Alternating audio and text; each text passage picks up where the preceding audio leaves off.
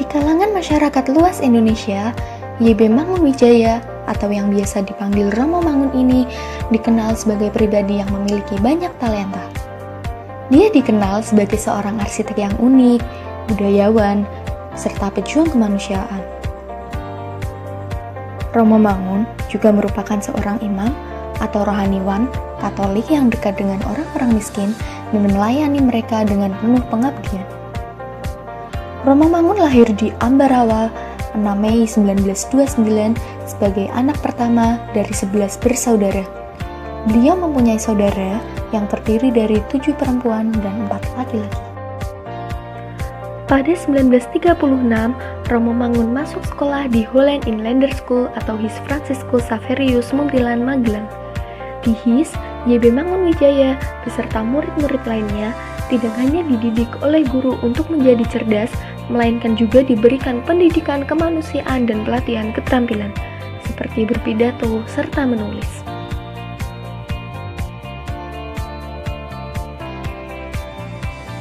Romo Mangun lulus dari His pada tahun 1943, kemudian pindah ke Semarang untuk melanjutkan pendidikan dan masuk ke sekolah teknik. Namun, tidak berapa lama beliau pindah ke Yogyakarta untuk sekolah menengah pertamanya. Di sini, Romo Mangun bersekolah di 2 tempat yang berbeda. Pada paginya, bersekolah di Sekolah Teknik Mataram atau STM Jetis Yogyakarta, dan sorenya bersekolah di Sekolah Angkatan Muda Katolik Republik Indonesia atau yang disingkat dengan AMKRI. Sayangnya, 1 tahun kemudian, yakni pada tahun 1944, STM Jetis dibubarkan karena gedungnya dijadikan markas perjuangan Tentara Republik Indonesia. Romo Mangun lalu mendaftarkan diri menjadi prajurit TKR Batalion 10 Divisi 3 dan bertugas di asrama militer di Benteng Vredenburg dan kemudian di asrama militer di Kota Baru, Yogyakarta.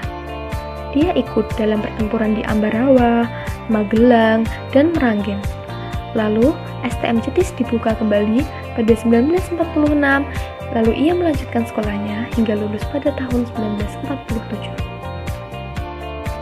Saat agresi militer Belanda I, Romo Mangun ikut bergabung dalam TP Brigade 17 sebagai Komandan Kompi TP Kompi Kedua. Setahun kemudian, dia melanjutkan belajarnya di SMUB Santo Albertus Malang dan lulus pada tahun 1951. Ketika di Albertus, tepatnya pada tahun 1950, ia mewakili pemuda Katolik menghadiri perayaan kemenangan Republik Indonesia di alun-alun Kota Malang.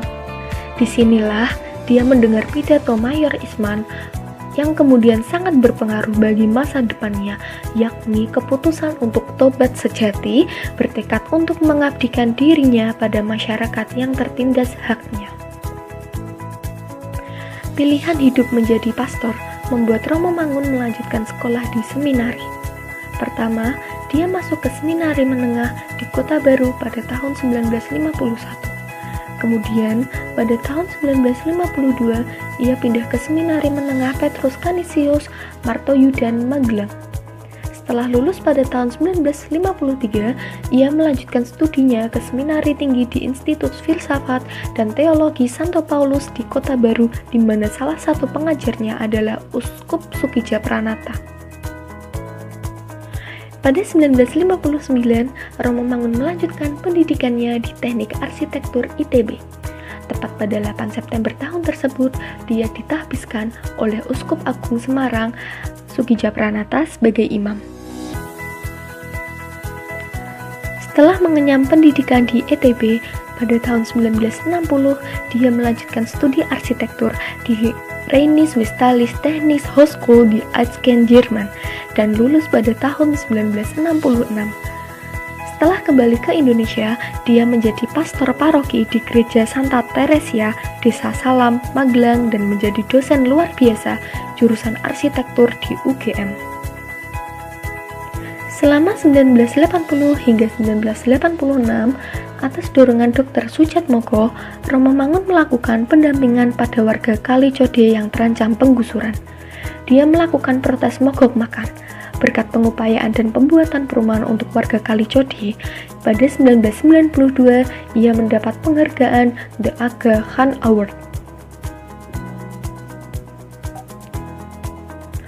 Lalu, pada 1986 hingga 1994, dia melakukan pendampingan lagi, yakni untuk warga Kedung Ombo yang menjadi korban pembuatan waduk. Di samping itu, dia mendirikan Laboratorium Dinamika Edukasi Dasar atau DED dan menerapkan eksperimennya di SD Kanisius Mangunan atau SDKM yang bertempat di Dusun Mangunan, Desa Kalitirto, Kecamatan Berbah, Kabupaten Sleman, sekitar 12 km sebelah timur Yogyakarta. Pada 26 Mei 1998, dia menjadi salah satu pembicara utama dalam aksi demonstrasi peringatan terbunuhnya Moses Gatotkaca di Yogyakarta. Setahun kemudian, tepat pada 10 Februari 1999, setelah memberikan ceramah dalam seminar yang bertema meningkatkan peran buku dalam upaya membentuk masyarakat Indonesia baru di Hotel Le Mardian, Jakarta, Romo Mangun meninggal dunia akibat serangan jantung. Karya Romo Mangun yang paling populer yaitu karya novelnya yang berjudul Burung-Burung Manyar yang sampai diterjemahkan ke dalam bahasa Jepang dan Belanda, serta karya itu juga mendapatkan penghargaan South Asian Right Award pada tahun 1983. Hal ini menjadi salah satu alasan Romo Mangun untuk memunculkan gagasan tentang belajar sejati, yaitu suatu proses belajar yang berlangsung seumur hidup dan dimulai dengan kesadaran sendiri tanpa harus melalui pendidikan formal di bangku sekolah. Pemikiran Romo Mangun tentang pendidikan terinspirasi pemikiran dari Paulo Freire tentang pendidikan yang bebas.